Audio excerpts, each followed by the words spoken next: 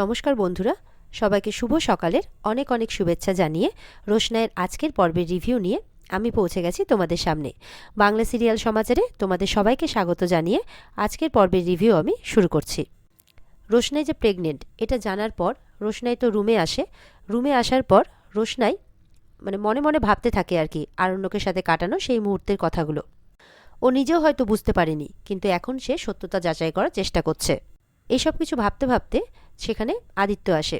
আদিত্য এসে বলে যে আমি তোমাকে জিজ্ঞাসা করব না যে এই বাচ্চার বাবা কে বা কিভাবে হলো, কেন হলো, এইসব কিছু আমি তোমাকে জিজ্ঞাসা করব না। কিন্তু এরপরে তোমার সেফটি, তোমার সিকিউরিটি, এই সমস্ত কিছু, তোমার শরীর, এই সমস্ত কিছুর দায়িত্বটা কিন্তু অনেকটা বেড়ে যায়। এগুলোর দিকে কিন্তু তোমাকে বিশেষ করে খেয়াল রাখতে হবে। আদিত্য বলছে, শুধু তুমি একটা কথা আমাকে বলো যে ডক্টর যেটা বললেন সেটা কি সত্যি? রোশনাই বলছে, মেডিকেল রিপোর্টে যখন প্রমাণিত হয়েছে তাহলে অবশ্যই সত্যি, আর তাছাড়া এটা সত্যতা আছে। আদিত্য বলছে, তাহলে তুমি বাচ্চার বাবাকে জানাচ্ছ না কেন? তার তো জানার অধিকার আছে, কিংবা তার একটা রেসপন্সিবিলিটি আছে। বলে, হ্যাঁ আমি অবশ্যই জানাবো, কে বলেছে আমি জানাবো না? আমি তাকে অবশ্যই জানাবো, তাকে তো জানতেই হবে যে তার একটা বেবি হতে চলেছে, এরকমই বলছে আর কি রোশনাই। তো আদিত্য কাপুর বলছে, আচ্ছা যদি আমাকে বন্ধু মনে করো, যদি বন্ধুর সম্পর্ক হিসেবেই আর কি, আমি কি তোমার কাছে জানতে পারি, আমি অনুমান করতে পারছি যে এই বাচ্চার বাবা কে। আর যদি আমি বলি, যদি তুমি কিছু মনে না করো, তাহলে আরণ্যক চ্যাটার্জি, রাইট? তখন রোশনাই বলছে, হ্যাঁ। আদিত্য বলছে, তোমার কেরিয়ার সেটার কি হবে? তো যদি শুটিংটা তাড়াতাড়ি হয়ে যায় তাহলে না হয় তুমি করতে পারবে। রোশনাই বলছে, যদি যদি সেরকম হয় তাহলে তো খুব ভালোই হয়, কারণ একটা কাজের তো আমার দরকার, না হলে আমি নিজেকে চালাবো কি করে। এদিকে গরিমা গল্প করছে বাড়িতে যে, জানো যেই দোকানে আমি আর আরণ্যক জামা কাপড় কিনতে গেছি, সেখানে দেখি আদিত্য কাপুরের সাথে গিয়ে হাজির রোশনাই। সেখানে আদিত্য কাপুর তাকে জামা কাপড় কিনে দিচ্ছে, আর সেই ড্রেস পরে আদিত্য কাপুরের সাথে সে পার্টিতে গেছে।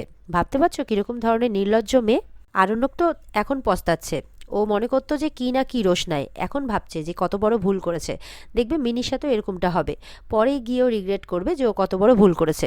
তখন তনুশ্রী বলছে, কিন্তু পরে এরকমটা ভেবে কি লাভ হবে, তখন তো অনেক দেরি হয়ে যাবে।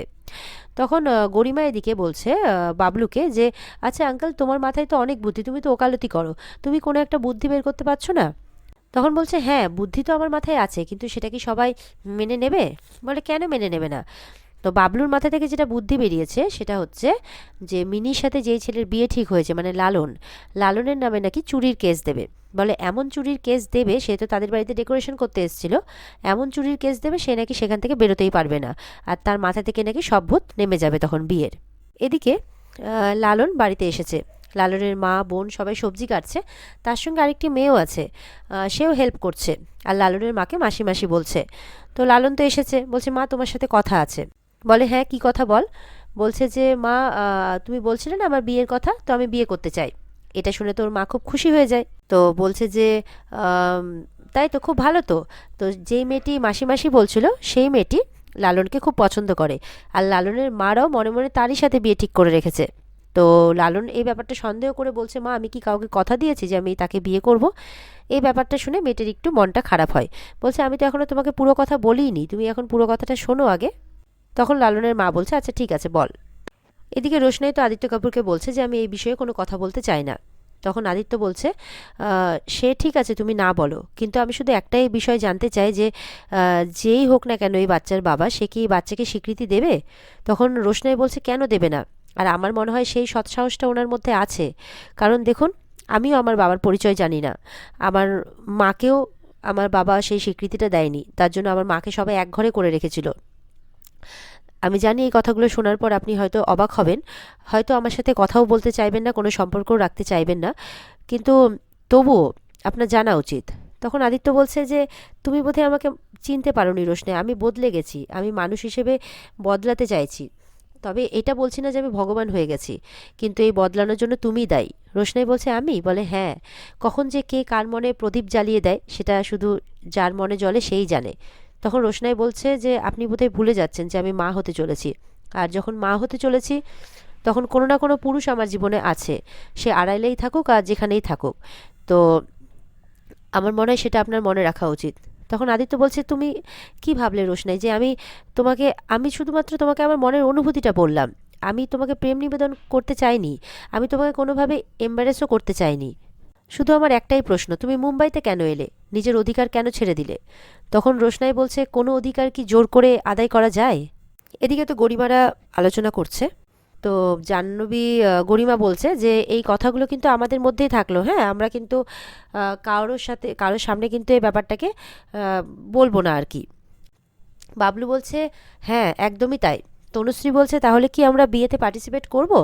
বলে, হ্যাঁ করবে, একদম নর্মালি করবে, যেন কিচ্ছু জানো না। নর্মালি সব কিছু হবে, কিন্তু লাস্ট অফ দ্য বিয়েটা হবে না, শুধু একটা গল্প আমাকে সাজাতে হবে। এরপরে তো এই সমস্ত কথাবার্তা বলতে বলতে মিনি সেখানে আসে, গরিমার কিছু লিপস্টিক, কাজল, এই সমস্ত কিছু নিয়ে। বলছে, এই জিনিসগুলো তুমি আলাদা করে রেখেছিলে, এগুলো একটু আমাকে দেবে গো। আসলে আমার সামনে বিয়ে, তো তো আমি একটু সাজবো আর কি। তোমরা তো তোমাদের বিয়েতে কত সাজো, তো আমিও সাজবো। তখন মিনির দাদা বলছে, রাজা, তোমাকে তো এগুলো চাইতে এখন আমাদের কাছে আসতে হচ্ছে, তো এরপরে তো ভাত চাইতেও আসতে হবে। তো তোমার বর তো তোমাকে দুবেলা দুমুঠো খাওয়াতেও পারবে না। তখন মিনি বলছে, কেন খাওয়াতে পারবে না? আমার বর তো কাজ করে, আসলে আমার বিয়ে হচ্ছে তো, তাই তোমাদের এটা সহ্য হচ্ছে না। আর দেখবে আমার বর আমাকে খুব ভালোবাসবে, ও তো বস্তিতে থাকে, সেটাও তোমাদের সহ্য হচ্ছে না। মিনি বলছে, একদিন আমার অনেক হবে, সেদিন দুহাত ভরে আমি তোমাদেরকে সব কিছু দিয়ে যাব। এটা শুনে জাহ্নবী, গরিমা মানে সবাই হাসতে থাকে। জাহ্নবী বলছে, তোমরা কেন ওকে কোনো কিছু বলছো বলো তো? ও কি বোঝে কোনো কিছু? বলছে, যেদিন তোমার বর চুরি বা ডাকাতি করে অনেক কিছু রোজগার করবে, তুমি বরঞ্চ রাস্তার গরিবদের অনেক কিছু দিও, হ্যাঁ, এইভাবে বলছে জাহ্নবী মিনিকে। আদিত্য কাপুর বলছে যে, তুমি কি জানো যে তোমার বাবাকে?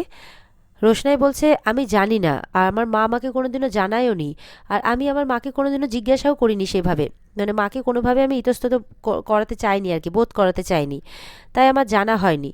তবে আমার মা যেদিন আত্মহত্যা করলো, সেদিনই আমি ঠিক করে নিয়েছিলাম যে আমি ওই মানুষটাকে খুঁজে অবশ্যই বের করব, কারণ ওই মানুষটাই দায়ী পরোক্ষভাবে আমার মায়ের আত্মহত্যার জন্যে। রোশনাই বলছে, আমার কাছে কোনো ক্লু নেই যে আমি সরাসরি কাউকে বলবো, সরাসরি কাউকে কিছু জিজ্ঞাসা করব। তাছাড়া সব থেকে বড় কথা, আমার কাছে না সেই সময়টুকুও নেই। আমি নিজের লাইফ নিয়ে, নিজের লাইফের স্ট্রাগল নিয়ে এতটাই ব্যস্ত, আমার নিজের মায়ের মানে পায়ের তলার মাটিই শক্ত নেই, আমি কিভাবে কি করব। এদিকে লালন বলছে তার মাকে, মা শোনো, তোমার যদি এখন সময় না থাকে তুমি বরঞ্চ পরে শুনো কথাগুলো, কিন্তু শুনো অবশ্যই। বলছে, কেন পরে কেন শুনবো, এখনই শুনবো, কিন্তু তার আগে তুই শোন। তোর বাবা মারা যাওয়ার পর কিন্তু আমরা সর্বস্ব হারিয়েছি, আমরা কিন্তু পথে নেমেছি, ভিখিরির মতো অবস্থা আমাদের, আমাদের কাছে কিন্তু বাড়ি গাড়ি কিচ্ছু নেই, পুরো ভিখিরির মতো অবস্থা। ছোটবেলা থেকে তোদের দুই ভাই বোনকে ঠিকমতো লেখাপড়াও করাতে পারিনি, ছোট থেকেই কাজ করে খেটে কষ্ট করে তুই বড় হয়েছিস, সংসার চালাচ্ছিস। এদিকে তো মিনি রেগে গেছে, চুরি ডাকাতি করতে যাবে কেন, ও তো ভালো কাজ করে, আরও বড় হবে, ও ও কত ভালো গান গায়, একদিন গান গেয়ে অনেক বড় হবে ও, মিনি বলছে। তনুশ্রী বলছে, তুমি সেই স্বপ্নই দেখো, আর দয়া করে এখন এখান থেকে যাও। বলে, হ্যাঁ চলেই তো যাব, আর তো বেশি দিন নেই, আর তো 2-3টে দিন, তারপর তো এখান থেকে চলেই যাব। বলছে, বাবা তো বলেছে আমাকে যেমন তেমন করে বিয়ে দিয়ে দেবে, ছোদ্দা ভাই বলেছে আমাকে ভালো করে বিয়ে দেবে, তোমরা হেল্প করছো ছোদ্দা ভাইকে, সব কিছুতে একা একা করছে, চলে তো যাবোই আমি, অবশ্যই চলে যাব, এইভাবে বলছে। আর মিনির কথাকে কেউ স্বাভাবিক যেটা করে পাত্তাই দিচ্ছে না। এরপরে মিনি রেগে গিয়ে বলছে, চাই না লিপস্টিক, আমার চাই না, কোনো কিছু চাই না, বলে ওগুলো ছুঁড়ে ফেলে দেয়। আর বলছে যে মানে জাহ্নবী তো বলছে, একদম লজ্জা শরম নেই, একদম বাজে মেয়ে একটা, অসভ্য মেয়ে একটা। তখন বলছে, চাঁদ উঠেছে, ফুল ফুটেছে, কদমতলায় কে, মিনি রানীর বিয়ে হবে টোপর মাথায় দিয়ে, এই কথাটা বলে ওখান থেকে চলে যায়। এদিকে লালনের মা বলছে, তোদের বাবার সাথে যে কে এরকমটা করেছে কে জানে, আর আত্মীয় স্বজন তো আমাদের সর্বস্ব কেড়ে নিয়ে আমাদেরকে পথে নামিয়েছে, তাই এখন সহজ জীবনটা সহজভাবেই কাটাতে চাই। এদিকে তো লালনকে ওর বোন বলছে, তুই কি কাউকে পছন্দ করেছিস? বলে, তার মাও বলছে, কে সে? বলছে, চ্যাটার্জি বাড়ির মেয়ে। এই কথাটা শুনে তো তার মা অবাক হয়ে যায়, চ্যাটার্জি বাড়ির মেয়ে? বলে, হ্যাঁ ওই ভদ্রলোকের পাড়ার চ্যাটার্জি বাড়ির মেয়ে। তো বলছে, ওরা তো রাজপ্রাসাদে থাকা, তো আমরা বস্তিতে থাকি, তুই কি এটা ভুলে যাচ্ছিস? বলে, আমি বিয়ে করলে ওই মেয়েকেই বিয়ে করবো, লালন বলছে। এদিকে রোশনি আদিত্য কাপুরকে বলছে যে, আপনার মতো বন্ধু যদি আমার লাইফে না আসতো, আমি যে কি করতাম, কোথায় যেতাম, আমি সত্যিই কিছু জানি না। আদিত্য কাপুর বলছে, তুমি ঠিক থাকতে, ঈশ্বর ঠিক কোনো একটা উপায়ও বের করে দিতে না, তুমি অবশ্যই ভালো থাকতে। রোশনাই বলছে, ঠিকই বলেছেন, ঈশ্বর বোধহয় আমার সাথে আছেন, ওই জন্যই হয়তো আমার মাকে আত্মহত্যা করতে হয়েছে, আমার বাবা আমার মাকে স্বীকৃতি দেননি, আমি আমার বাবাকে এটা জানি না, এমনকি আমি যেই মানুষটাকে ভালোবাসি তার সাথে সংসারটুকুও করতে পারিনি। রোশনাই বলছে যে, আমি চাই না যে আমার সাথে যেই ঘটনা ঘটেছে আমার বাচ্চার সাথেও সেই ঘটনাই ঘটুক, সেই জন্য আমি ঠিক করেছি আমি কলকাতায় যেতে চাই।